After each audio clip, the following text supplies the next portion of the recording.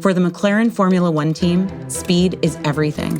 When every second counts, there's no time to dig through data. Dropbox Dash finds what you need fast across all your work apps, so you can focus on what matters. Less busy work, more breakthroughs. High-performing teams rely on high-performing tools like Dropbox Dash. Learn more at dropbox.com/McLaren F1.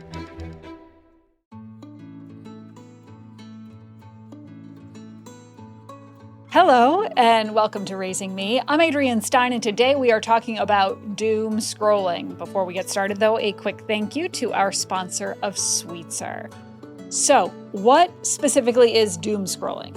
Well, if you've ever found yourself reaching for your phone just to check one thing, and then suddenly it's an hour later and you have gone totally down a rabbit hole of bad news or scary headlines or viral disasters, yes, that is doom scrolling. And of course, it's not just us grown-ups. Our kids are getting caught in the same cycle, often without realizing how much it is affecting their mood, their sleep, even their mental health. So today, we are talking with Dr. Doug Fagan. He is a licensed psychologist who is also part of the American Academy of Pediatrics Center of Excellence on Social Media and Youth Mental Health, which we will talk more about as well.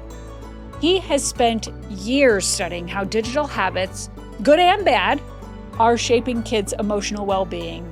And he's here to share why doom scrolling happens, what it's doing to our kids, and most importantly, how we as parents can help them break free from it. Check it out.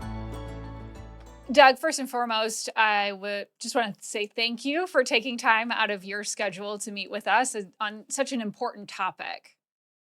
Thank you, Adrienne. It's a pleasure to be here. Thanks for having me. You know, before we even jump right into the doom scrolling and the mental health implications, I want to first talk a little bit about this center that you're involved in, because I think it could be a really great resource just for parents in general, and certainly has resources for exactly what we're talking about. It's a Center of Excellence on Social Media and Youth Mental Health. Can you tell us a little bit about this organization and why you feel passionate about being a part of it? Absolutely. Thanks for asking. Again, thanks for having me, Adrienne. So the Center for Excellence is part of the American Academy of Pediatrics, and I've been involved for maybe a year and a half, but the Center of Excellence has been around for, I think, just less than 5 years, and it's funded by SAMHSA, the Substance Abuse and Mental Health Services Administration. It's a fabulous resource, like you said, for parents, for clinicians, for pediatricians, and also for teachers. So I encourage folks to go to the website. I think it'll be on the show notes. And they have great webinars and great learning experiences for parents and teachers. They have great resources on actually how to engage in conversation with your teens. Lots of great information on the website, and really great, thoughtful ways to engage with teens about how to deal with social media in ways that are not judgmental or critical, but really engage with them in ways that matter to and resonate with teens and parents. It's a wonderful resource. I'm excited to be part of it. Well, any of us can utilize that. I mean, the reality is, and we were talking about this even before we started this conversation, is that, you know, this is in large part a big social experiment, that we are the first generation of parents raising kids in a social media age. So, you know, just the idea of, you know, coming together and having that resource in a place where we can seek answers, I thought was really important. So I guess I just wanted to start there before we dive right into the topic at hand, which is this doom scrolling. I know there's been a lot of research about it recently. But I think we're starting to understand the mental health implications of what this is. So let's just start with the basics.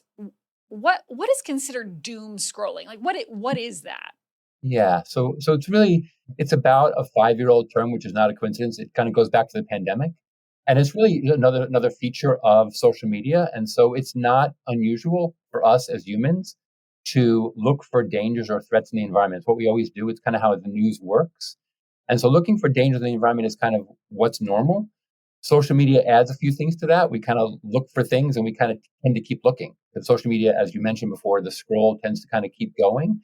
And what doom scrolling is it kind of adds to that piece by having real intense dangers that are kind of obtuse and unclear, like the pandemic was a great example. And when you have things like novel dangers, along with uncertainty, which just raises anxiety and fears, along with things that are rapidly changing. So think back to 2020 and 2021, where the guidance was really changing about what pandemic was causing, whether we should have masks or not, whether we should social distance or not. That kind of dynamic where you have fears that feel real with a lot of uncertainty, right? Questioning information and also rapid changes leads us to kind of look for problems and solutions, which is a fine way and kind of the most healthy way to deal with problems. But when we keep looking for problems and keep looking for solutions in ways that are not productive, where we kind of get stuck, that's what begins to look more passive. And we're not actually problem solving. We're kind of just engaged in this kind of cycle. That's, I think, what we talk about as doom scrolling. It's like going down this rabbit hole, right? In other words, that you and that's the thing with social media too. It's like there's just no end. So as long as you're scrolling, there's more feedback, there's more content that sort of goes along with what you're interested in. Is that idea of the algorithm just kind of following you, and so you just have to, it's like one more video, and it's not really just teens though, or young people, Doug, that we find this with, right? I mean, we as parents, we can get into this loop too. It is not just about teens. If you think back to social media, if we're all, those of us who are old enough to think back to Facebook and Instagram when they were originally developed, the infinite scroll was kind of a later development. Like originally, the scroll used to end, and those social media companies created the infinite scroll for this reason. So the scroll isn't by accident, right? It really hooks into how our brain works. And we look for dangers. That's kind of how the brain works. The brain looks for novelty and looks for threats. It's kind of how our nervous system is designed, which is really adaptive. But when we do that and it gets hooked and keeps going is when it becomes a problem. Absolutely. Right. And I just, you've been practicing for a long time, 20 some odd years. How have you seen social media in particular sort of impact kids over the years? Was there sort of like a clear before and after in your practice? There's a before COVID and an after COVID, right? So pre-COVID, I want to speak. I work with parents and teens. I think it's an important part of the conversation. That really they're both important parts of this conversation because teens have ways to engage with social media that work for them, and that don't. And parents have their own perspective that can be helpful, or that can make it worse, which is important to think about. So yeah, pre-COVID, social media actually was a challenge for all of us. It can often lead folks, especially teens who have pre-existing mental health conditions, to be often more anxious, or it can raise depression. It can be associated with some negative mental health outcomes for folks who have pre-existing mental health conditions. But I want to say that by and large, if you think about who kids in their 20s today, most teens learn to manage social media fairly well, right? It's not always an easy thing for the developing brain, but kids who spend many hours on social media don't necessarily have negative outcomes. It's part of the landscape they live in right now. It's kind of how they're growing up. And in fact, it's really hard to be a teenager today without social media. So there are definitely risks to be concerned about. But as the Social Center of Excellence talks about, it's really important the context that they come into this with, the skills they have and the supports they have, that social media has a lot of benefits. And there are these risks, kind of like everything else we do with our teens, that there are risks there, but also really important things that they can benefit from. Yeah, I mean, right. With so much in life, right? Risks and rewards. Yeah. When it comes to doom scrolling, we talked about obviously this impacts not just young people, but also adults. But are younger people or teens or, kids have social media as young as 10, 11, 12 years old. Are they more vulnerable to doom scrolling in particular? Yeah, great question. So it's true. I mean, if you think about the developing brain, there are really two critical periods where the brain is really undergoing incredible fast growth. And one of those is preschool, when our kids are 3, 4, and 5, and 6, and they're kind of developing self-regulation skills. When our kids are teens, their brains and their bodies are transforming, right? Things like self-regulation, things like decision-making, things like anticipating consequences, problem solving, those parts of the brain are really being rewired incredibly between the ages of 11 and 12 and 2021. So that age is an age of tremendous growth, which is why we see a lot of kind of change in behavior. There are kids who are 12 and 13 and 14 who can manage social media just fine. And there are kids who are 16, 17, 18 who are still struggling to develop that. So there's really a lot of individual difference, and really knowing your kid is an important thing as a parent, that there's not one age where it's quote unquote healthy or safe for kids to manage anything else, let alone social media. I mean, the same is true, I would say, with driving, right? There's some kids who can actually drive safely when they're 15 and 16. Some kids who parents say, you know what? I think you need a few more years before your brain's ready. And that's actually really healthy in terms of knowing how your kid works. And the same is true with social media. So the answer is yes, that the brain is going through a lot of changes. And if you think about the scroll, if self-regulation and decision-making are important developing skills in teenagers, the scroll makes it hard to get off if you're not really good at self-regulating or decision-making. So it's really kind of developed. So we can't, even adults, have a hard time stepping away. So of course it's harder for teens whose brains, that part of their brain is still under construction in many ways. Yeah, that's so interesting to think about it as self-regulation and decision making, and that is a learned skill, right? I wonder too if doom scrolling is it always a bad thing? Like, where is the line between you trying to get information, trying to be informed, and okay, this is a problem here. Yeah. So a great question. So I think that often doom scrolling is something that we see from the outside. Many of us won't say, "Oh, I'm in the middle of doom scrolling." It's not something we say about ourselves. It starts out as often problem solving, looking for what's dangerous in the environment, right? What's unhealthy? What should I be wary of? And then often trying to find solutions. If you just do that and then you kind of stop and go do the thing, whether you go buy masks if it's a pandemic, or if you go, do something like you kind of lock your windows up, there's going to be a hurricane's coming, that is really healthy. When you are caught in a loop and so you're kind of passive, you're kind of going from link to link or scroll to scroll, and actually not doing anything, and find yourself feeling more and more helpless, that's a sign. Like if you feel like you're kind of not in control anymore of the scroll, that's one of the most important red flags that actually I'm not anymore in charge of this process. The the the social media, the device has kind of taken over and hijacked my efforts. So it's something you can only see from the inside. I mean, you can kind of look for signs if somebody's kind of looking like more passive and they're just scrolling. You can note that both in an adult and a teen, but it's more something you can kind of feel when you relate to your device in a way that feels more passive, more helpless, and more kind of out of control. Those are the signs to watch for. Okay. So overall though, so if will you say that again? If you're using it passively, If this you're if Yeah, if you're engaging with it and you're passive and you're kind of just scrolling through multiple things that are kind of just flooding your information, feeling more helpless and more out of control, those are the things to kind of watch for. When you feel like you're fully in control, there's nothing wrong with what you're doing. We all look for information on the internet all the time. right. And taking action, like if there's a proactive action that can be taken or Right. something to that effect. Okay. So that's a good thing to watch out for. I think too, so much of this, whether it's quote unquote doom scrolling, or you're just getting into that sort of loop, you're not necessarily in negative spaces. Can be such a time suck for so there's like that opportunity cost that sometimes this endless scrolling also costs you, right? Because you're not visiting with friends, you're not doing something else, you're not learning a new skill. You are in this endless loop of scrolling and scrolling. What are some of the emotional or the mental health effects that you are seeing for kids who are doing this very passively, who are in this, they really are struggling with this doom scrolling cycle? Yeah. And so I would say again that it's not just young people, that I think adults, especially young adults, have the same experiences.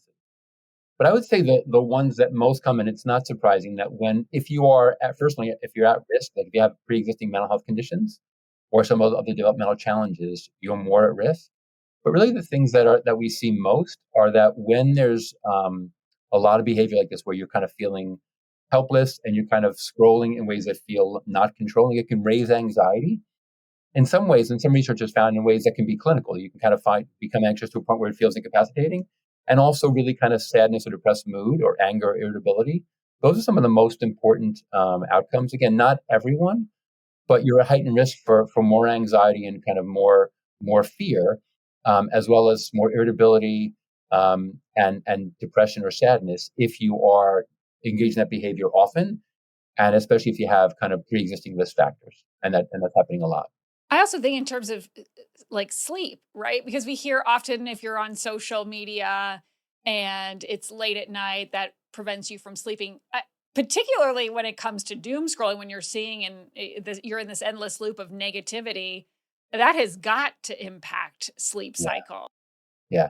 And so you mentioned before the Center of Excellence. One of the really great tools I like the Center of Excellence has is they call the 5 Cs, which is, and I'll mention them, but you just mentioned one, crowding out. So one's child, one is content, and one is calm, right? Kind of what do you do to calm yourself? But the fourth one is crowding out. What is a social media behavior crowding out that you should otherwise be doing? And that can involve sleep. It can involve physical activity like exercise. It might involve time with friends. It might involve homework, right? What is this kind of behavior crowding out? And if you're engaging in physical exercise, if you're spending time with your friends, if you're getting homework done and feeling engaged, it's okay if you kind of spend a lot of time online, as long as you're doing those things. But when social media gets in the way of those things and crowds out other things in your life, including sleep and schoolwork and friends and exercise, those are the things that really begin to matter and can really impact young people's social and emotional development in healthy ways.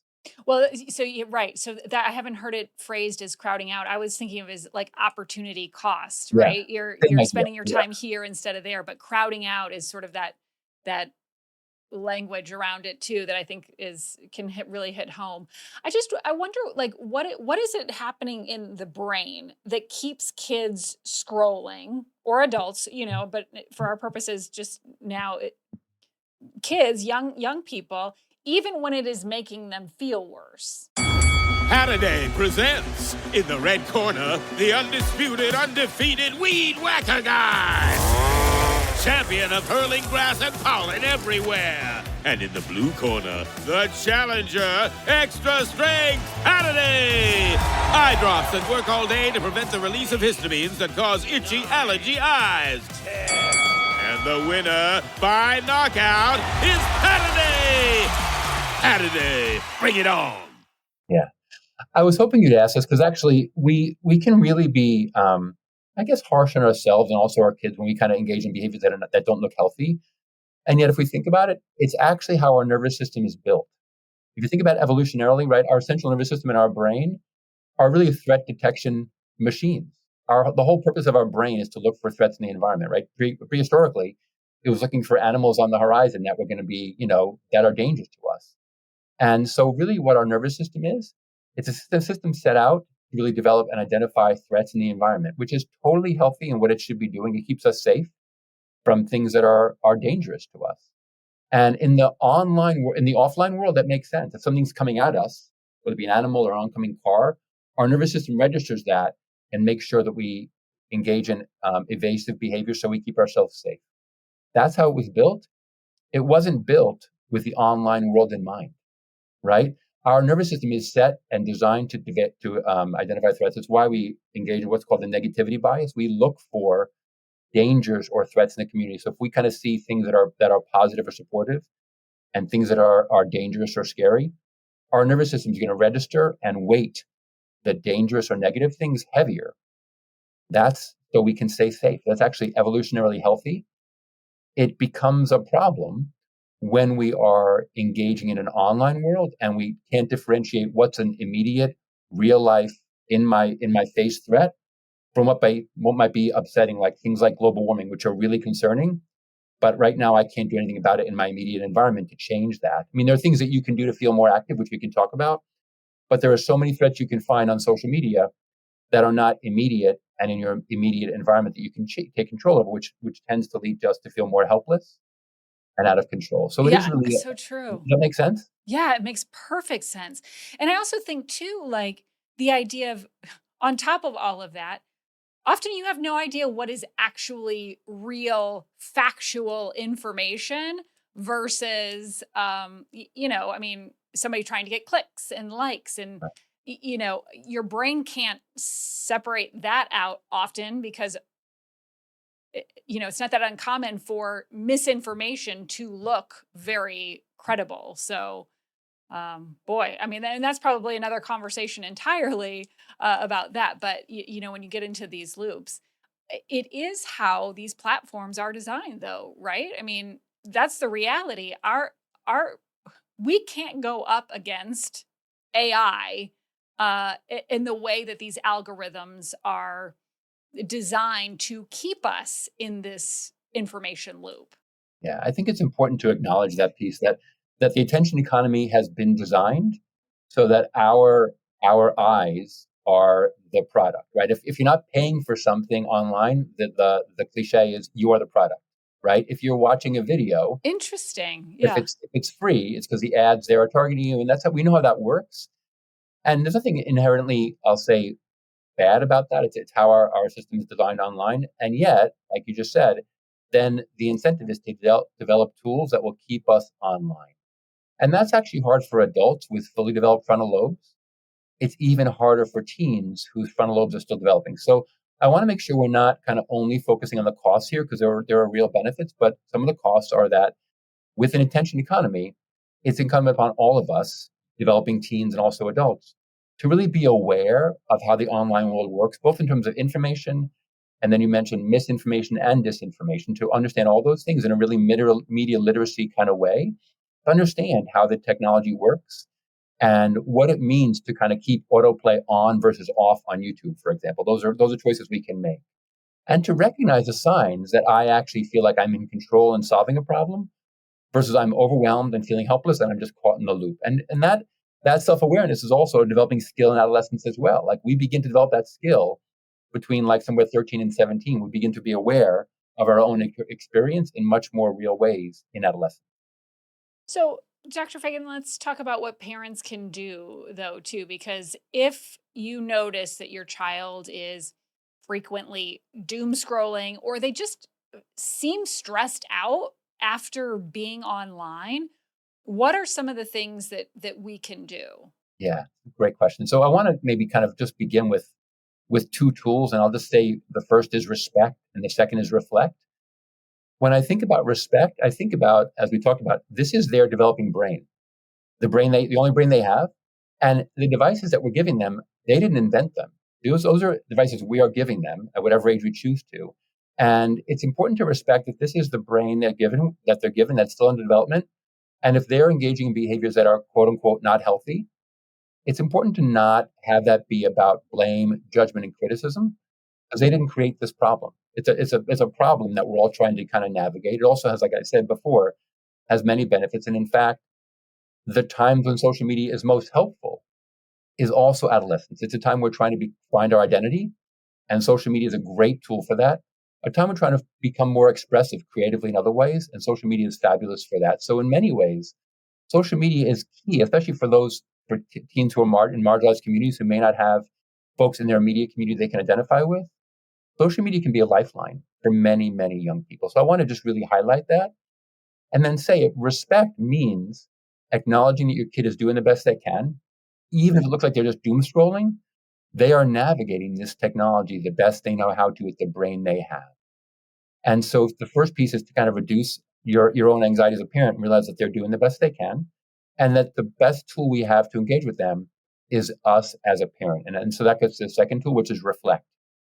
Really reflect on how you want to be as a parent. So if they are actually engaging in this kind of behavior and you are like a mirror to your child, which is frankly what we all are, whether we want to acknowledge it or not, and you wanted them to see you navigating technology in ways that feel healthy, what would that modeling behavior look like? Like when you're on the social media, how would you want to engage with that? And what would you even want to say to them about, oh, I got caught again in that loop and I couldn't get myself out? To really acknowledge that it happens to all of us. And then really think about it by reflecting without judgment. Well, how does it make you feel? Did you get caught? I know what that feels like when I get caught. Like my kids are 21 and 19, and I'll tell you many times with my own kids, before I judge, I want to kind of reflect and say, I know what it's like to be there. And you want to engage from a place of respect and reflect on what it feels like to be in a world where information can feel overwhelming, when you don't always know what to do about it. You're not sure if the information is accurate or not. So really reflect on yourself as a mirror and think, how would they want to see you navigate social media, but also how would they want to see you navigate difficult emotions like anxiety about your kids' own social media use, right? How can we show up to them in ways that navigate our own anxiety so they can kind of see us as models that deal with fear and anxiety in ways that feel like that involve self-regulation, self-control. Does that make sense? Yeah, it does. It's like almost navigating it collaboratively versus punitively, where, because I will say sometimes with my 17-year-old and we're in like the car and I can see that she's flipping through, I'll say, oh my gosh, put your phone away. Like, where I get irritated or annoyed because, it seems like sometimes kids can't just like look out the window and be present in the moment. But what you're saying is like, to approach this collaboratively, that this is something we have given to them, you know what I'm saying? Like, and work through it together and also identify that and be honest that, oh my gosh, I cannot believe I just got caught scrolling through Instagram for the last 30 minutes. I really need to get dinner done or something like that. So just admitting that you are getting looped into this as well. It's exactly right. So if we can kind of model that kind of behavior and acknowledge that it's actually a mistake we all make, Yeah. in my experience as a clinician and also as a parent, when we tell our kids what to do, especially at 16, 17, and 18, they're hardwired to say, no, thank you, sometimes to roll their eyes, because their job at that age is to individuate and show they can do it themselves. And so if we kind of think about our choice as a parent of whether we want to actually prevent our kids from making mistakes or teach them how to learn from their mistakes and make better decisions in the future, we have to kind of choose which of those two things we want to do. And in my experience, preventing them from making mistakes, A, doesn't work, and B, it makes it hard for them to learn from those, right? Right. No, they've got to learn from mistakes. And I think it's also just saying as parents, like, look, we don't need to have all the answers here. Like, we are also learning how to navigate life because we didn't grow up with it, right? Like, so not only are we learning how to navigate ourselves, we're also raising this generation of kids who are growing up on social media. So we don't have the context of what it was like during that age. So it's like admitting we don't have all the answers, right? And I would actually, if you want to actually engage with your kid in a way that feels healthy, ask them about the social media they're using, because they will almost always know more about it than you do. And as parents, it's our job to let them actually be the expert on that. And if you can say, wow, what are you using Instagram for and how does it help you? And when does it kind of derail you from what you want to do? Like, really ask them, in what ways does it help you kind of do what you want to do? How does it help you feel connected? And when does it make you feel kind of frustrated or irritated or alone? Like, when you're with your friends, does it make you feel more connected, or does it make you feel like it's something that gets in the way of them? And if you ask that honestly without judgment, you might get answers that you'd be surprised by sometimes. Yeah. I think too, like, just starting a conversation can kind of be stressful too, because you want to be able to have that conversation where it's getting through to them, but it doesn't necessarily come off as a lecture or create that tension, like, and become an argument. So, what are your favorite conversation starters for kids that you're trying to sort of navigate this balance of utilizing social media in a healthy way? Right. Or if you're concerned that they're not. Yeah. And so the Center of Excellence actually on their website has these great conversation starters. I'd encourage all parents to take a look at the Center of Excellence website and just go to the conversation starters, because parents, we often don't know how to start conversations. And I'll just say, as a hint, if you're starting a conversation and you feel like you know what the right answer is going to be, I'd encourage us as parents to kind of step back and start again. Because if we know where we're going with what the answer is going to be, it's going to be a short conversation. It's going to sound like a lecture.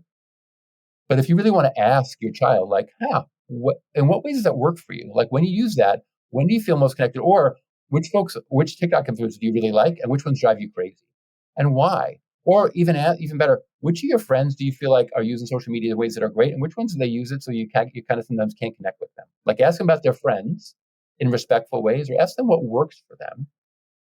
But the key is actually asking to listen and understand, not asking to get to the next question. Like, we have to really ask and engage in a conversation, not trying to get to our right answer. Because our kids know what we want them to say. And if they can kind of give us the right answer and have that be an exit ticket, they'll get out.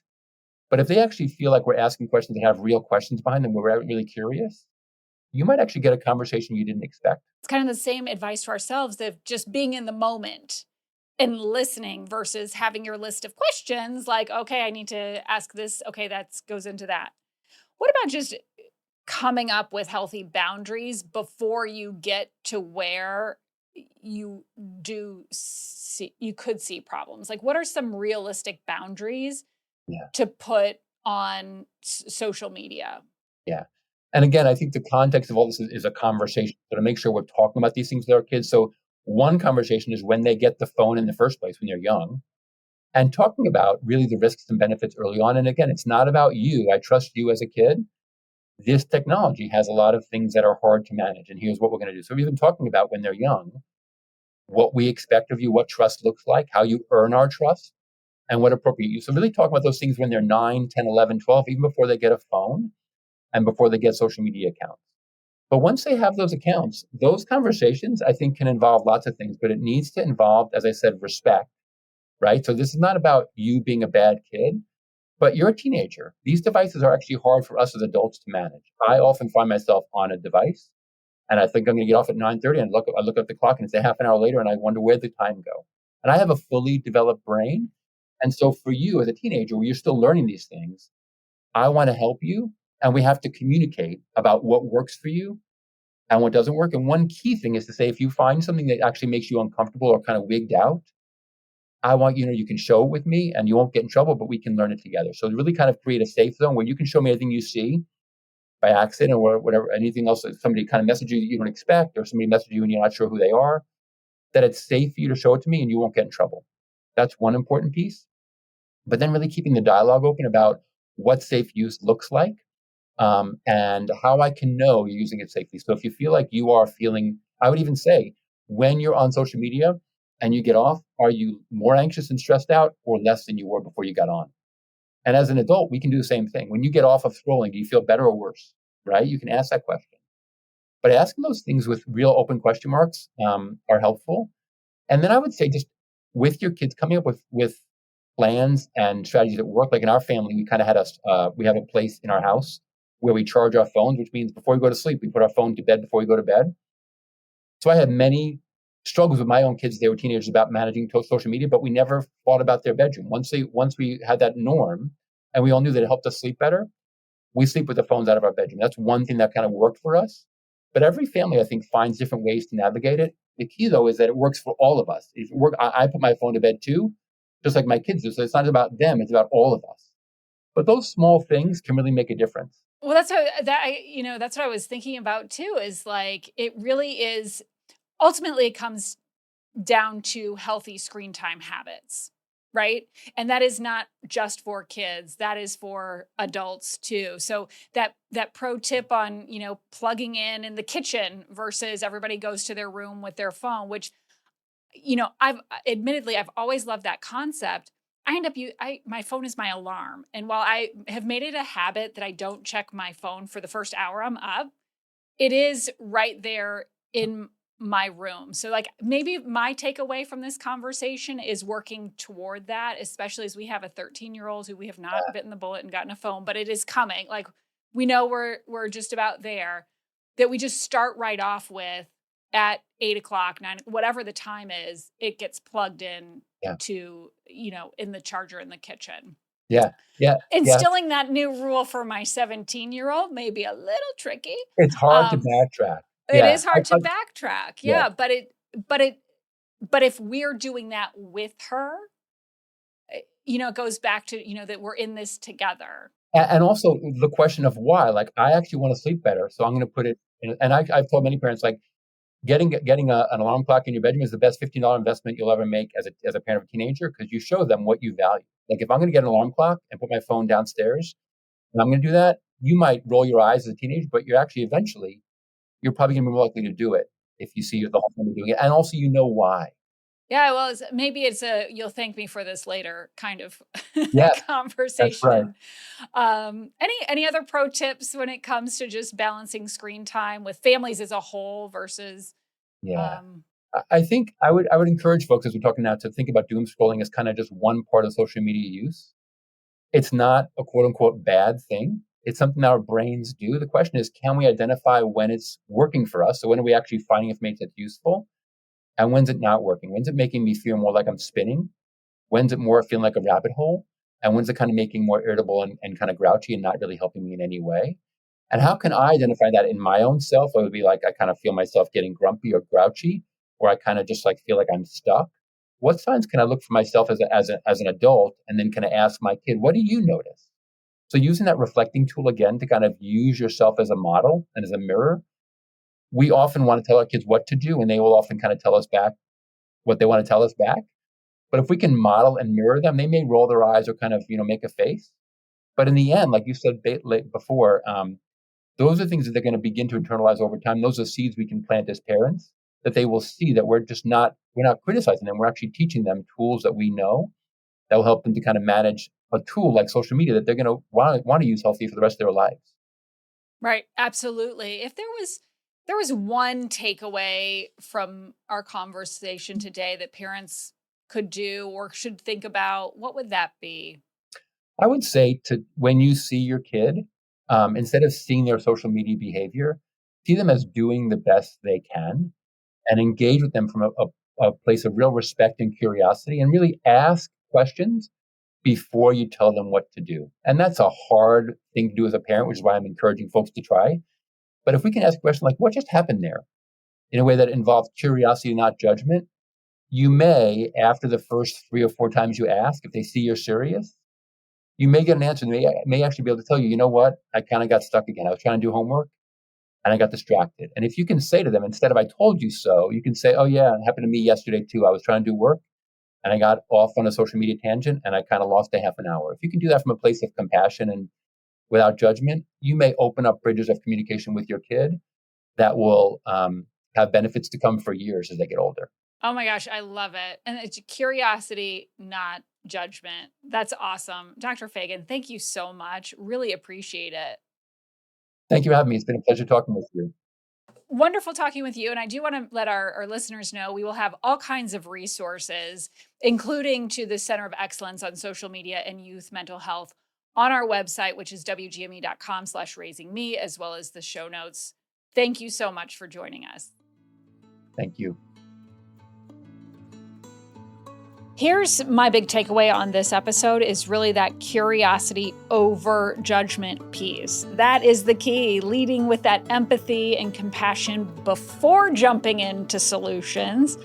As Dr. Fagan said, it's that respect and reflect. Assume your teen is doing the best they can and relate to their experience. A simple, hey, gosh, I have been there too. That goes a whole lot further than get off your phone, which guilty as charged here. Part of the process is learning to notice when that scroll starts to take over. Hard enough for our developed brains sometimes, but of course, much harder for our kids who are developing their brains and they're fighting that powerful algorithm. And then it's just, making those small shifts to build better habits. That could mean setting aside that screen-free time before bed, or simply asking your kids, having those conversations about what they've been seeing online and really, really listening without judgment. Thank you so much for listening to Raising Me. I'm Adrienne Stein, and thank you to our sponsor of Sweetser. This episode is edited by Megan Littlefield with associate producer Carissa Paulson. Please follow Raising Me wherever you get your podcasts and consider a share and a positive review, which helps others to find this message. Wherever you are, I hope you learn something new and get to take a little time for you.